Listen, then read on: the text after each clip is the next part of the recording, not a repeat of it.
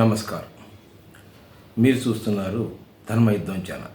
మీకు మన ధర్మయుద్ధం ఛానల్కి మరియు నా ఆధ్యాత్మిక ప్రపంచానికి స్వాగతం. ఈరోజు మనం థంబ్నెయిల్లో చూసినట్టుగా దేవుణ్ణి తెలుసుకోవడం ఎలా, ఈ దేవుణ్ణి తెలుసుకోవడం ఎలా అనేది ఈరోజు మీకు నేను వివరించబోతున్నాను.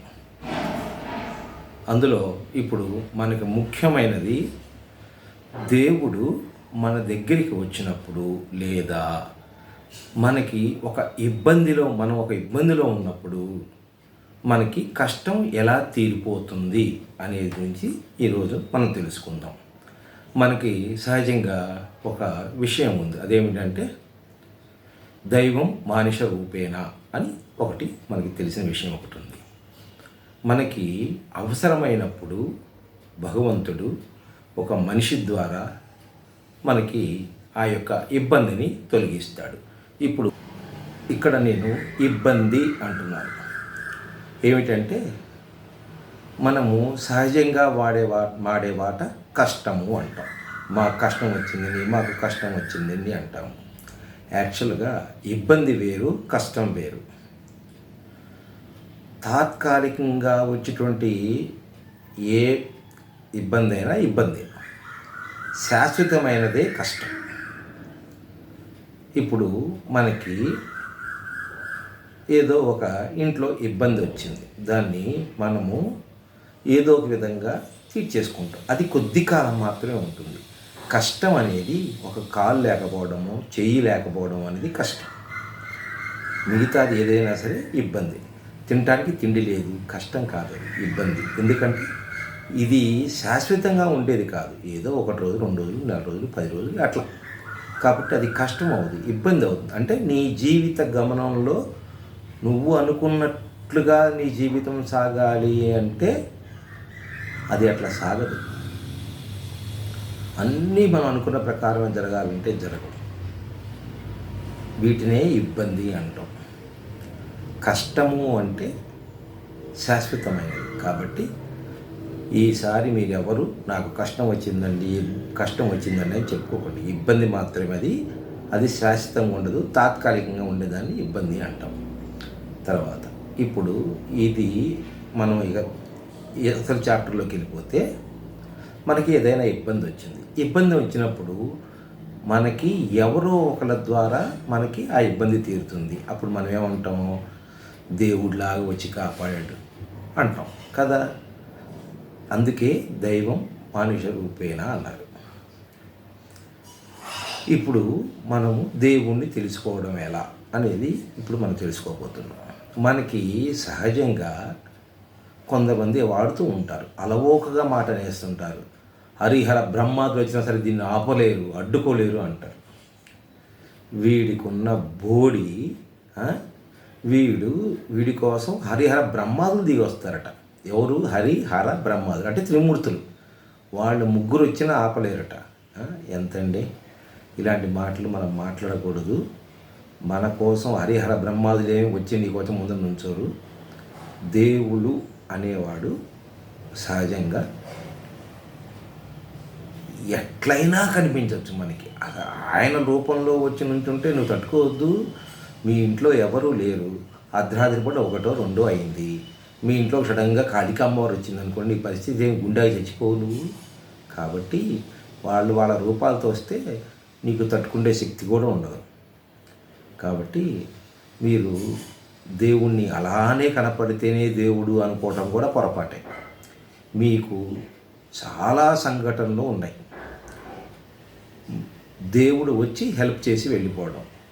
మీకు ఒక సింపుల్ ఎగ్జాంపుల్ చెప్తాను, అందరికీ తెలిసిందే, మీకు నేను కొత్తగా చెప్పేది ఏముంది.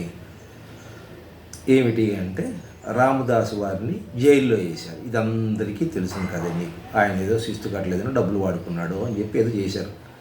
ఇది మన భద్రాచలం గుడి కోసమని తీసుకెళ్ళి జైల్లో పెట్టారు. పెడితే అసలు ఆయన మీద అంత ఇష్టంతో ఆయన్ని అంత అభిమానించేటువంటి రామదాసు గారికి కనిపించిన రామలక్ష్మణులు చివరికి రాజుకు కనిపించారు. కనిపించి మేమేనయ్యా ఇవి డబ్బులు తీసుకో అని ఇచ్చి వెళ్ళిపోయారు. కాబట్టి ఇప్పుడు రామదాసు అట్లా కూడుతుంది నాకు అప్పుడు వాళ్ళకి కనపడ్డావు అంటే నీ కష్టం తీరదు. నువ్వు జైల్లో ఉన్నావు. జైల్లో ఉండడం అనేది కష్టం. అది ఎందుకంటే అది 12 సంవత్సరాలు 15 సంవత్సరాలు 8 సంవత్సరాలు పడవచ్చు. కాబట్టి మనకి అలానే కనపాలి, మనకే కనపడాలి అని ఏం లేదు, ఇబ్బంది ఏం లేదు. మీకు ఇప్పుడు ఇంకొక విషయం చెప్తాను. దేవుడు అనేవాడు మీకు కాకి రూపంలో రావచ్చు, కుక్క రూపంలో రావచ్చు, గో రూపంలో రావచ్చు, మనిషి రూపంలో రావచ్చు, ఎలా అయినా రావచ్చు. అమ్మవారైతే జోలె పట్టుకొని కూడా మీ ఇంటికి రావచ్చు. ఇది చాలాసార్లు జరిగింది కూడా. అమ్మవారు నీ ఇంటికి వచ్చి జోలె పట్టుకొని భిక్షం అడుగుతుంది. ఆవిడకి లేక అడుగుతుందా?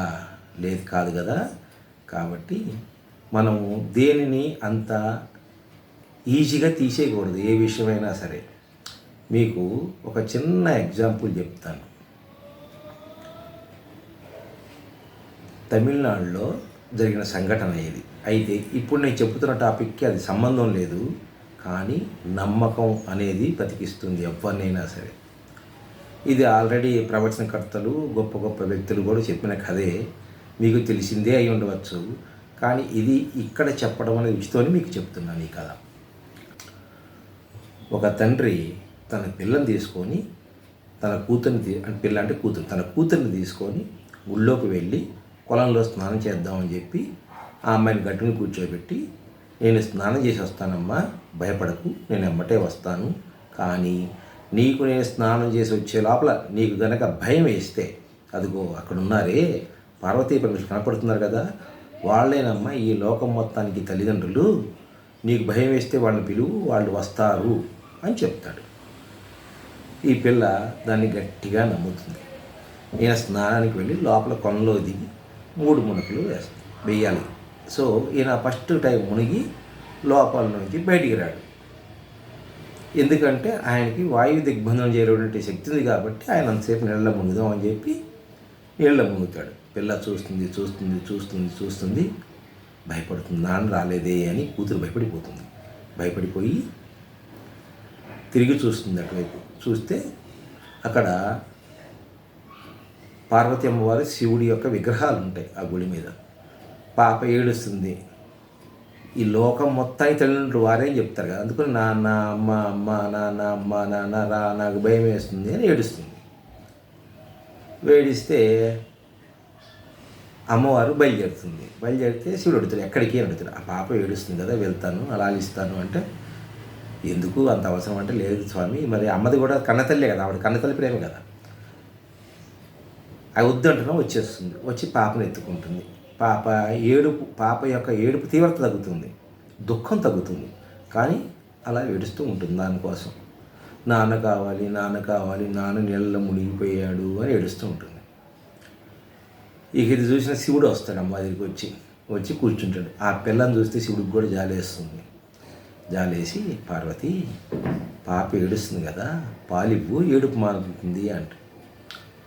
అప్పుడు అమ్మవారు అంటుంది, అమ్మో నేను ఇవ్వను, పాలిస్తే పాపకి నేనెవరో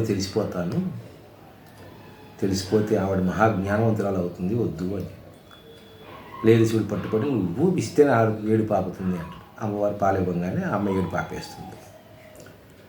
అయిపోయింది. ఏడుపు ఆపేసి కూర్చుంటుంది. మీ నాన్న వస్తాడమ్మా, కూర్చొని ఇప్పుడే వస్తామని చెప్పి వీళ్ళిద్దరు వెళ్ళిపోతారు.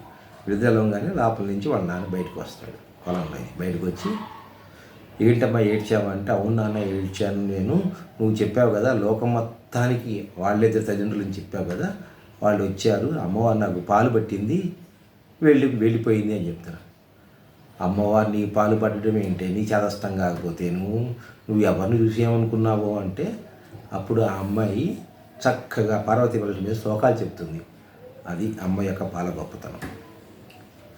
ఇందులో మనకి 2 విషయాలు తెలుసుకోవాలి. మోరల్ ఆఫ్ ద స్టోరీ అంటారు, మనకి కొత్తగా ఇంగ్లీష్లో వచ్చింది మోరల్ ఆఫ్ ద స్టోరీ అని. అదేమిటి అంటే, ఫస్ట్ నమ్మకం. రెండవ భాగం తెలుసుకుంటాం దీంట్లో. సర్వే జనా సుఖినో భవంతు. స్వస్తి.